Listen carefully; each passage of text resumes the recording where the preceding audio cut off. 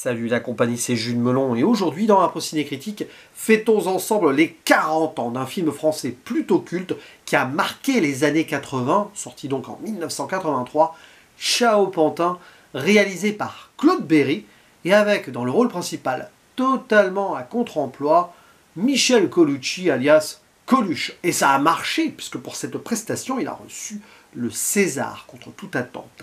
À ses côtés, un des premiers grands rôles du jeune à l'époque, Richard Anconina, idem pour Agnès Soral, tandis que Philippe Léotard apparaît dans la deuxième partie du métrage. Alors là, évidemment, désolé, on n'est pas du tout dans l'ambiance de Noël, mais promis, je vais faire quelques films apparentés de Noël, là, ces prochains jours, hors nouveauté, c'est une tradition. Là, on est dans un véritable drame, qualifié de film noir, néo-noir, vu son ambiance, et profondément glauque, sordide. Là, il n'y a pas d'autre mot, il y a une radicalité derrière sur laquelle je vais revenir. Alors, petit synopsis quand même pour présenter la situation.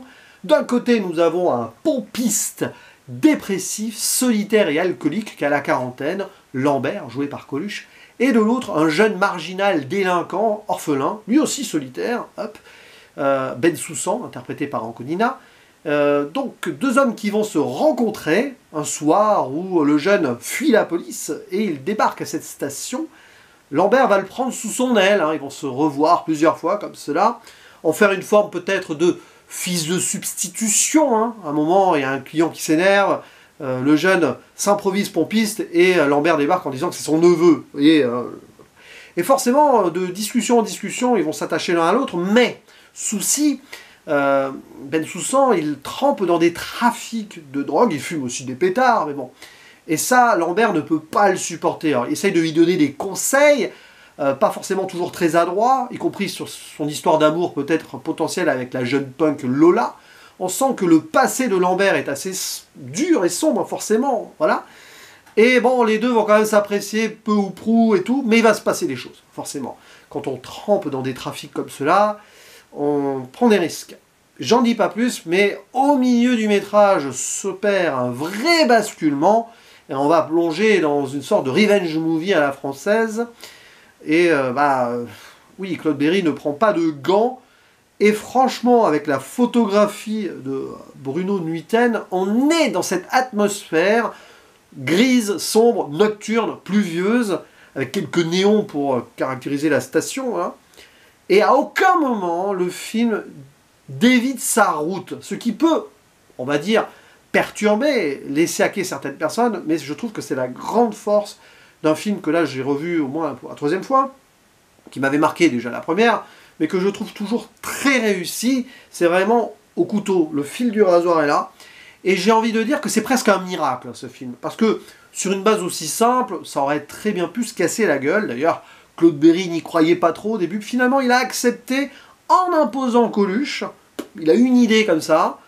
et là, incroyable, le cinéma s'est mis en branle, mélangeant la fiction et cette réalité de la vie d'un acteur comique qui à l'époque était au plus mal. Et c'est peut-être pour cela d'ailleurs que ce film a une âme particulière, c'est parce que donc son acteur principal, superstar de l'époque, était au fond du gouffre lui-même, depuis donc cette candidature en 1981 aux élections présidentielles avortées de force, il a subi quelques pressions, ensuite vraiment ça s'est précipité pour lui, sa femme l'a quitté, il avait des problèmes de drogue également, donc c'est assez paradoxal de voir son personnage en vouloir à Bensoussan de faire ce trafic et surtout de fumer un peu, mais bon, vous voyez l'idée. Et cerise sur le gâteau affreuse, quelques mois auparavant, son meilleur pote, Patrick Devers, s'est suicidé avec l'arme qu'il lui avait offert, donc culpabilité, qu'on ressent dans le film aussi. Donc, tout ce que Lambert va extérioriser un peu, on va apprendre un peu de son passé dans la deuxième partie. Alors, évidemment, c'est pas la même histoire que Coluche, mais il y a des choses que cette star de l'époque a mises au service de son personnage. Je sais que ça peut énerver certaines personnes quand un acteur met trop de lui, que ça se sent. C'est vrai. Mais nous avons ici quelque chose qui fonctionne dans l'archétype même du clown triste, parce que Coluche était un clown, mais déjà avant ses drames, c'était pas forcément toujours très joyeux pour lui. Un peu, si vous voulez, hein, mais à la française, dans la lignée d'un Robin Williams ou d'un Jim Carrey. Moi, j'aime beaucoup ça. Et c'est terrible parce que, évidemment, après, Coluche est décédé 2-3 ans après, je sais plus, quelques années après, pas très longtemps après. Et j'aurais adoré voir ce qu'il aurait pu fournir dans d'autres prestations du genre, parce que je pense qu'il aurait pu en faire d'autres dans les années 90 et tout. Moi, ça me touche, ces gens qui font rire, comme ça, qui amusent la galerie, qui ont un grand cœur, parce qu'on sait que Coluche, il avait un grand cœur, et qui, à côté, souffre, et là, on le sent. Comme on a senti Robin Williams souffrir dans pas mal de ses rôles, Jim Carrey et tout. Et Coluche, d'ailleurs, il était tellement impliqué dans son rôle qu'il était devenu Lambert sur le tournage. Il arrivait, il se mettait donc dans la tenue du pompiste et il ne la lâchait pas jusqu'au soir quand il rentrait chez lui. Se demande à quel point il est allé préparer ce rôle. Alors peut-être pas aussi jusqu'au boutiste qu'un Robert De Niro dans Taxi Driver. Je cite ça parce qu'on peut penser au fantôme de Taxi Driver quelque part. Il y a un petit peu aussi même si c'est beaucoup plus terre à terre et un côté buffet noir de Blier. C'est ce genre de film que j'aime beaucoup quand même, quand il y a, voilà, il se passe quelque chose, et cette ambiance se place là, et frise, voilà, quelque chose de la réalité. Même si l'histoire, vraiment, est la pure fiction, traditionnelle quand même, hein, bien sûr. Et voilà pourquoi ça fonctionne. Si ça n'avait pas été Coluche et quelqu'un qui y croyait moins, le film, on n'en aurait peut-être jamais parlé. Voilà, peut-être. Ce qui est sûr, c'est que derrière, oui, tout ce qui va fonctionner, c'est aussi dans cette alchimie assez rapide de plusieurs duos en soi dans le film. On a bien sûr Lambert et Bensoussan, on a ensuite Lambert et Lola, Bensoussan et Lola un petit peu à côté.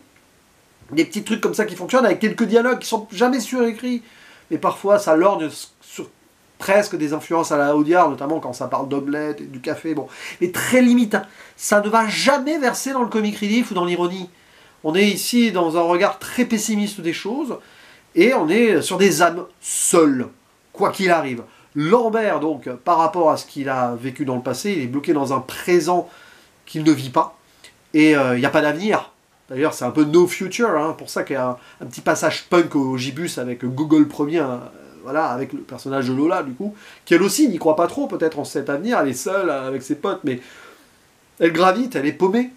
Et pareil pour le jeune Youssef Bensoussan, orphelin, qui, de par son statut mi-juif, mi-arabe, déjà dans la société, a peut-être du mal à se placer, donc vous voyez, c'est presque en sous-jacence comme cela.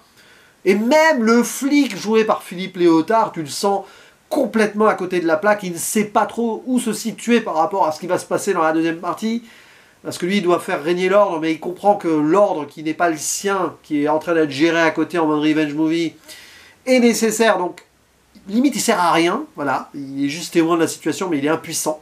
Donc il y a une forme d'impuissance générale là-dedans, et quand on veut y croire, peut-être un potentiel renouveau, de toute façon, la fin est là pour nous rappeler que le destin était déjà bouclé.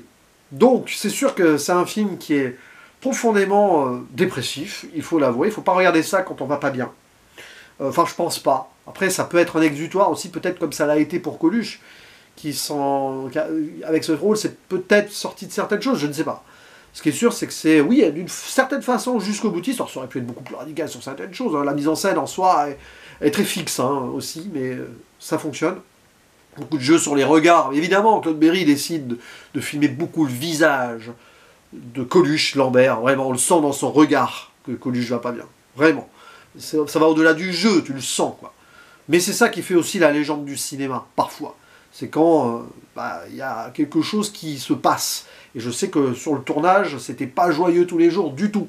Donc tout le monde était conscient qu'il se passait quelque chose. Et ce film, donc, a existé, et franchement, Thierry Pantin, c'est l'un des meilleurs films français des années 80. Oui, clairement. Du moins, sorti, on va dire, en mode succès public. N'hésitez pas à dire en commentaire ce que vous pensez de ce film, parce que je pense qu'il en a marqué plus d'un, plus d'une. Et avant de passer à quelques films de Noël, hein, un petit peu, je vous dis à la prochaine, ciao.